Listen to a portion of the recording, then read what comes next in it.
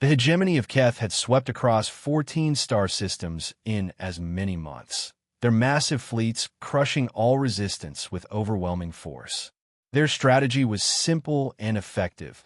Deploy 10-to-1 numerical superiority, bombard planets into submission, then move to the next target. No species had lasted more than a week against their military might. Fleet Admiral Vecthar stood on the bridge of his flagship Dominion, watching the holographic display show their latest conquest. The Centauri colonies had fallen in 3 days, their defensive fleet scattered to the void. The path to the core worlds lay open. Admiral, his tactical officer, reported, long-range sensors detect a single vessel on intercept course. Vecthar's mandibles clicked with amusement. One ship? Are the humans so desperate they send suicide missions now? The vessel that appeared on their tactical display defied easy categorization. It was smaller than any hegemony capital ship, its hull scarred and patched from countless battles. The identification transponder read, UES Defiance.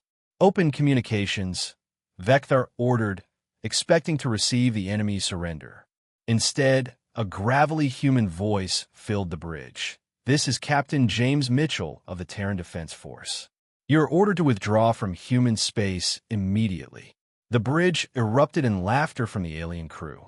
A single human ship ordering an entire fleet to retreat. It was absurd beyond measure. Human Captain, Vecthar replied.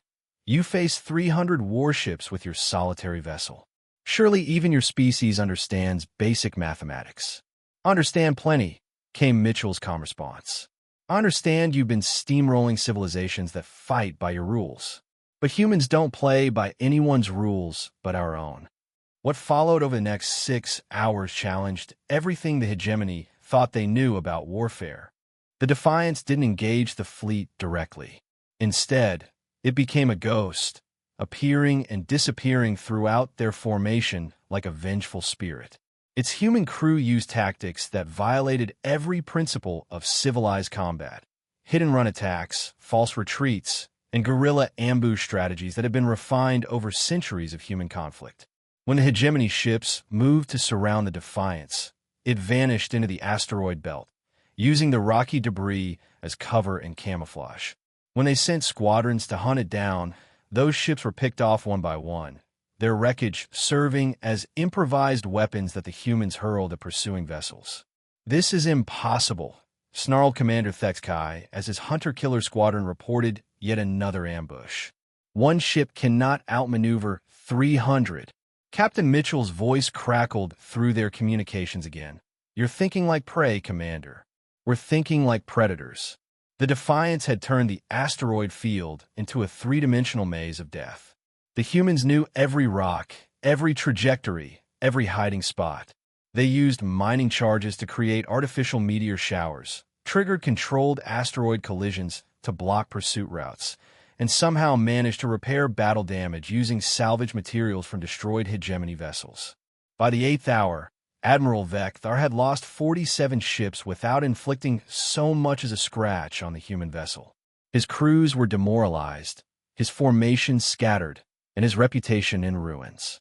How? He transmitted directly to the Defiance. How does one ship defeat a fleet? Because you're fighting like you've already won, Captain Mitchell replied. Humans fight like we've already lost everything, and this is our last chance. Different mindset entirely. The final engagement came when the Defiance did something no military strategist would consider rational. It charged directly at the hegemony flagship. As every enemy, weapon focused on the seemingly suicidal attack, the human ship unleashed a spread of nuclear mines that had been quietly positioned throughout the fleet formation over the past hours. The chain reaction tore through the heart of the hegemony armada. In the chaos that followed, the Defiance crippled the flagship's engines and left Admiral Vecthar's fleet stranded in hostile territory with dwindling supplies. This is your final warning, Captain Mitchell broadcast to the surviving ships. Leave human space now, or learn why we call ourselves the galaxy's most stubborn species. We don't surrender, we don't retreat, and we definitely don't know when to quit. The hegemony withdrawal was swift and absolute. Within a week, every Keth vessel had fled beyond human borders. The UES Defiance limped home on backup power and prayer, its crew of 200 having accomplished what entire fleets had failed to do. The single most decorated warship in human history had earned another battle honor, and the galaxy learned a valuable lesson. Never underestimate the determination of cornered humans with nothing left to lose.